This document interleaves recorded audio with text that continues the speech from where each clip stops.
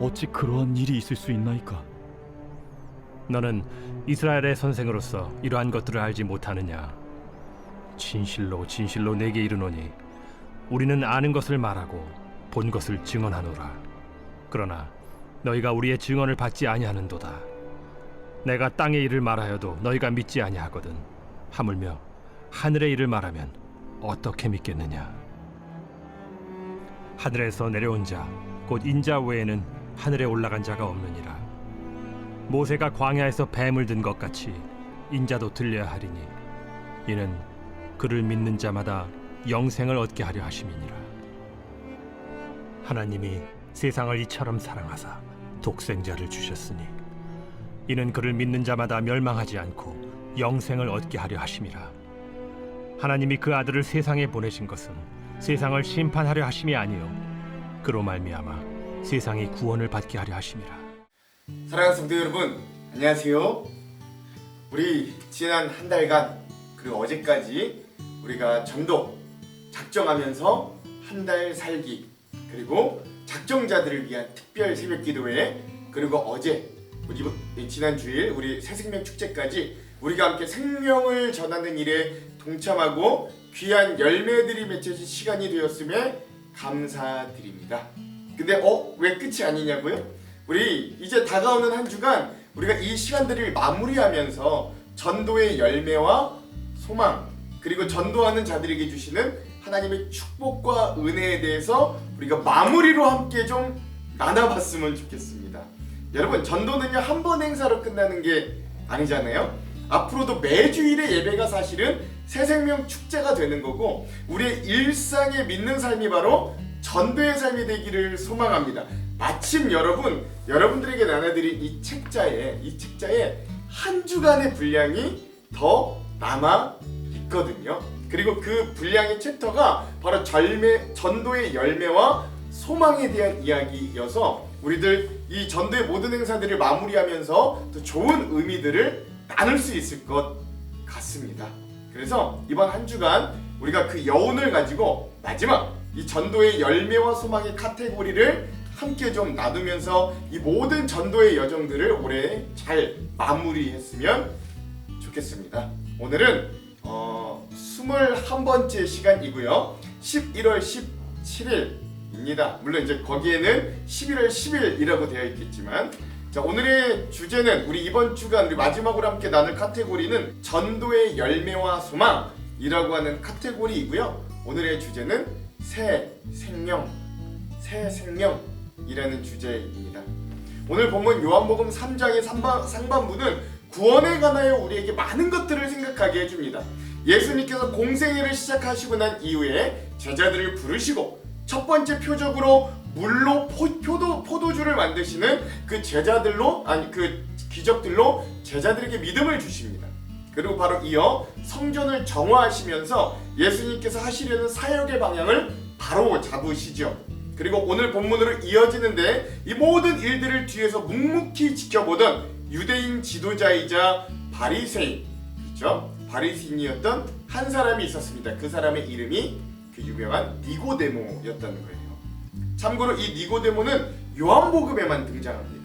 그는 유대인의 지도자였고 바리새인이었던 충실한 유대교인이었고 또 사내들인 공의회, 우리나라로 치면 국회의원이었던, 이렇게 직급도 높았던 자예요. 근데요, 이 니고데모가 어두운 밤중에 그 밤을 틈타 예수님께 찾아왔습니다.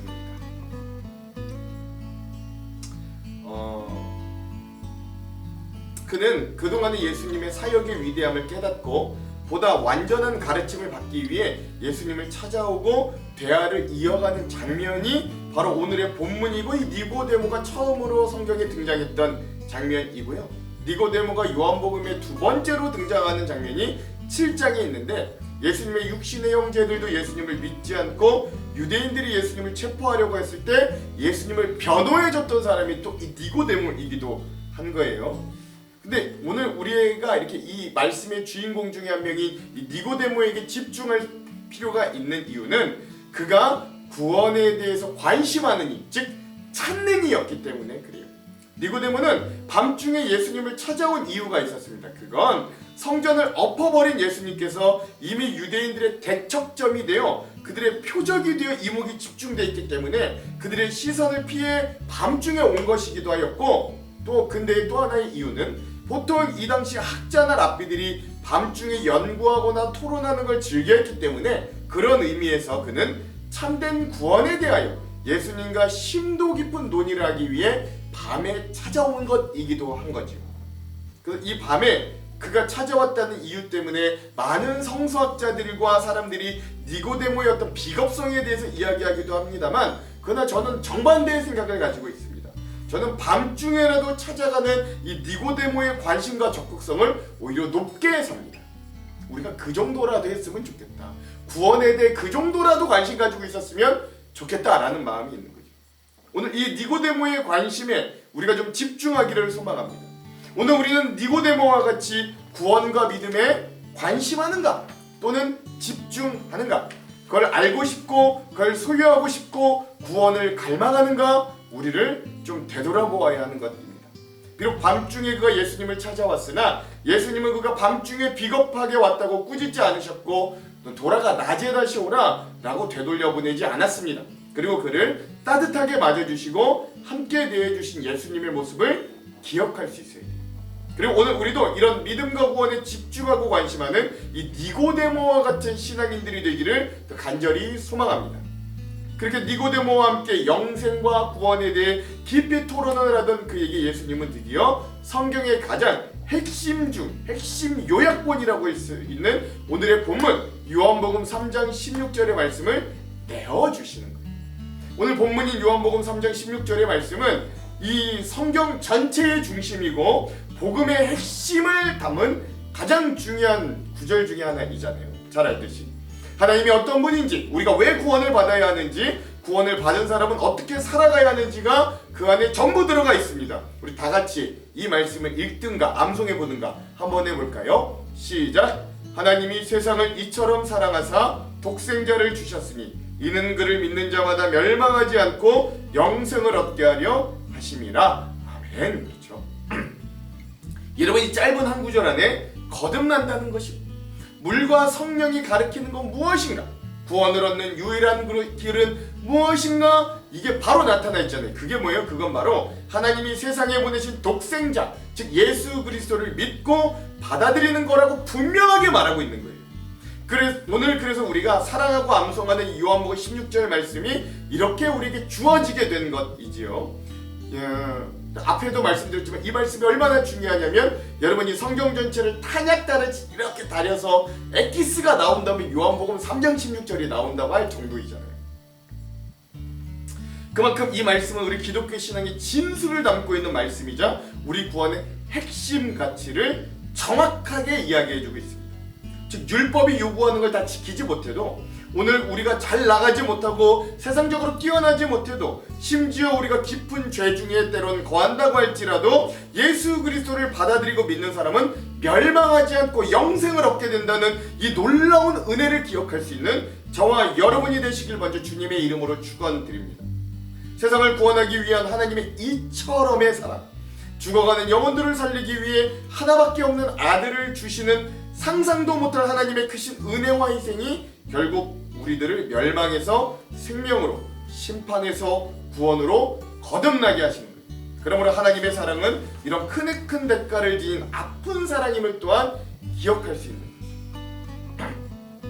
그러므로 오늘 우리가 누리는 이 구원의 은혜가 값없이 주어지고 그저 믿기만 하면 된다고 값싼 은혜가 되지 않도록 온 힘을 다하는 우리 성도들이 되기도 또한 주님의 이름으로 축원드립니다.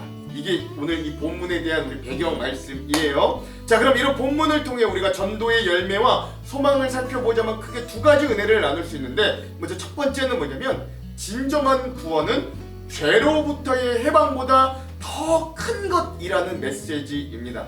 많은 그리스도인들이 구원하면 이런 것들을 떠올려요. 죄를 용서받는 것, 때론 지옥 가지 않는 것, 착한 사람이 되는 것, 거룩해지는 것, 뭐 이런 것들을 연관되어 떠올립니다. 물론 이게 틀린 말은 아닌데요. 그러나 이게 구원의 본질을 다 담아내지는 사실은 못하는 거예요. 성경이 말하는 진정한 구원은 예수님과의 연합된 삶을 이야기합니다. 죄에서 해방되었기 때문에, 성화의 삶을 살 수 있기 때문에, 어느 날 천국에 갈 수 있기 때문에 우리가 구원받은 게 아니라 하나님의 사랑의 성품을 만났기 때문에 우리가 구원받은 거예요. 예컨대 이런 예를 들 수 있겠네요. 어떤 아이가 아빠의 방에 들어가려고 계속 문을 두드려요. 그때 엄마가 묻는 거죠. 왜? 너 이렇게 아빠의 방에 들어가려고 하니? 거기 혹시 장난감 놨더니? 또는 아빠가 뭐 맛있는 과자를 준다고 했니? 그러자 그 아이가 이렇게 대답했단 말이에요. 아니요, 그냥 나 아빠랑 같이 있고 싶어요 라고 이야기를 했다는 거죠. 근데 구원도 이와 같다는 거예요. 우리가 예수님께 나아가는 이유는 죄를 용서받으려고 천국 가려고가 아니라 사실 그분을 사랑하게 되었고 그분과 함께 있고 싶어서입니다. 하나님은 그 구원을 통해 우리에게 거룩을 주시기 전에 먼저 자기 자신을 내어주셨어요. 그러므로 하나님의 사랑의 성품이 구원의 핵심인 거죠. 오늘 본문인 요한복음 3장 16절에 전반부는 분명히 이렇게 말합니다. 하나님이 세상을 이처럼 사랑하사. 여기서 사랑은 감정이 아니라 자기의 모든 것들을 다 주시는 행동이 오히려 감정보다 행동을 말한다고 볼 수 있어요. 독생자까지 주심, 자신의 생명까지 내어주심, 우리의 죄를 대신 짊어지기까지 하심, 우리를 포기하지 않으심, 뭐 이런 행동들 말입니다. 그러므로 하나님이 우리에게 원하시는 건 거룩한 결과가 아니라 이런 주님의 성품을 우리 닮아가는 그 주님과의 관계를 원하시는 거예요. 그 관계를 위해 하나님은 자신의 모든 것을 다 주시기까지 했다는 걸 여러분 잊지 마시기 바랍니다. 우리가 거룩해지는 이유는 우리가 거룩해서가 아니라 하나님이 우리를 붙들고 사랑으로 덮어주시기 때문에 가능한 거예요. 그러므로 그런 하나님의 이처럼 사랑하심을 진정 깨닫고 우리도 그 주님과의 진정한 사랑의 친밀한 관계로 나아가는 것이 바로 전도의 열매이자 가장 큰 소망입니다. 이런 소망의 열매가 우리 교회 공동체와 우리의 삶에 여전히 가득하기를 먼저 주님의 이름으로 축원드립니다. 둘째, 진정한 구원은 사랑과 헌신의 열매로 자연스럽게 나타나는 거예요. 예수님이 십자가에서 모든 걸 내주었을까요? 억지로? 의무감으로? 역할이니까? 아닙니다. 하나님의 사랑의 성품 때문에 주신 거예요. 그리고 구원받는 자들의 헌신도 그와 같습니다. 해야 해서 헌신하는 게 아니라 우리 안에 이미 사랑이 넘쳐나기에 사랑해서 헌신하게 되는 거예요. 자발적으로 기쁘게. 한 남편이 아내가 아플 때 10년 동안 매일 병원을 데려다 주는 거예요. 어떤 사람이 묻습니다. 아유, 힘들지 않으세요? 어떻게 그 일을 그렇게 10년 동안 매일 할 수 있었어요? 남편이 웃으며 말합니다. 제가 노력해서 하는 게 아니에요. 사랑하니까 그냥 하게 됩니다 라고 말했다 그래요. 여러분, 헌신이 힘든 게 아니라 사랑이 있을 때 자연스럽게 흘러나오는 삶입니다. 우리가 전도가 지치고 버거운 이유는 기술이나 능력이 부족해서가 아니라 사실은 하나님의 사랑의 성품을 다시 붙들지 못해서이기 때문에 그래요.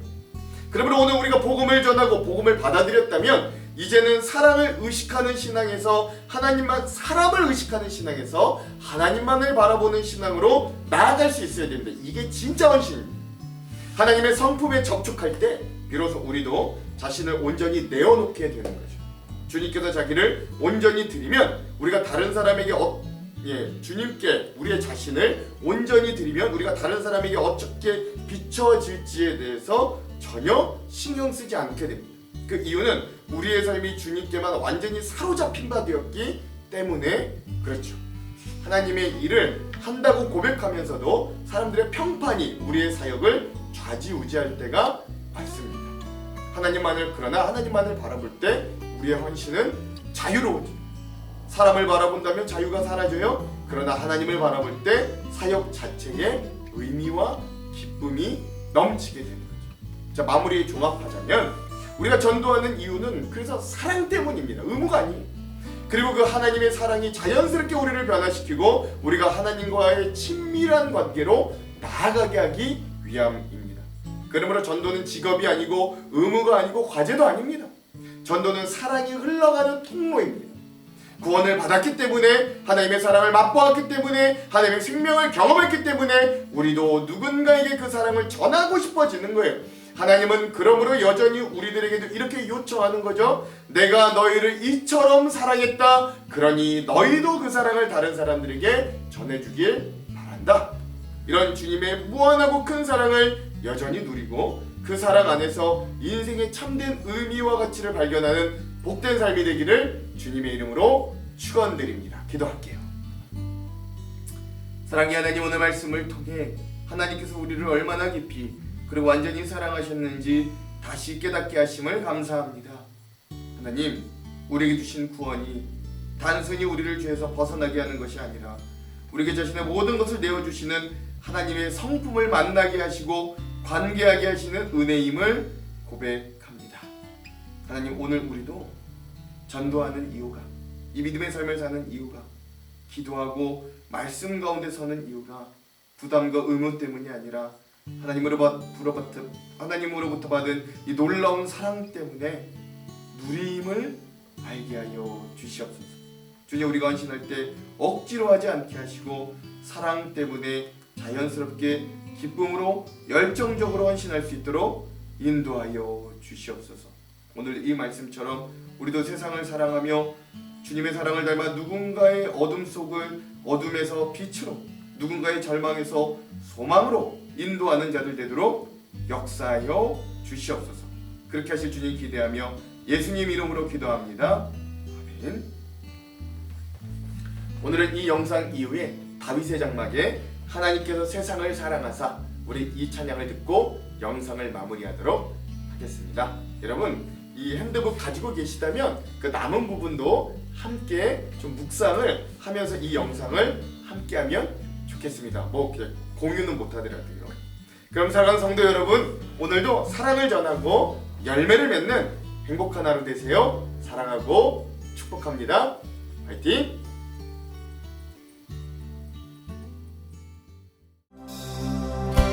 하늘보다 높으신 주 사랑, 바다보다 넓으신 주 사랑, 나를 향한 그거 높으신 사랑, 되고 된 그 모든 것 내게서 멀리 거두셨네.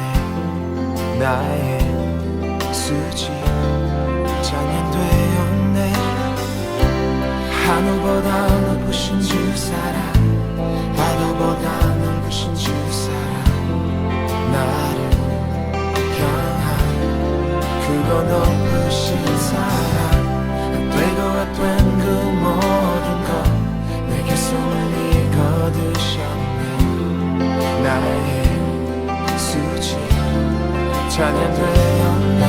영원히 감사드리리 주님의 그 은혜, 나 찾아주신 그 사랑, 오 주님의 전부. 사랑해요, 경배해요, 나 주 위에 살리. 영원토록 신실하신 주 사랑을 전하리. 하늘보다 높으신 주 사랑, 바다보다 넓으신 주 사랑, 나를 향한 그거 높으신 사랑, 되고 된 그 모든 것 내게서 멀리 거두셨네. 나의 수지 찬양되었네. 영원히 감사드리리 주님의 그 은혜, 나 찾아주신 그 사랑, 오 주님의 전부. 사랑해요, 경배해요, 나 주 위에 살리. 영원토록 신실하신 주 사랑을 전하리.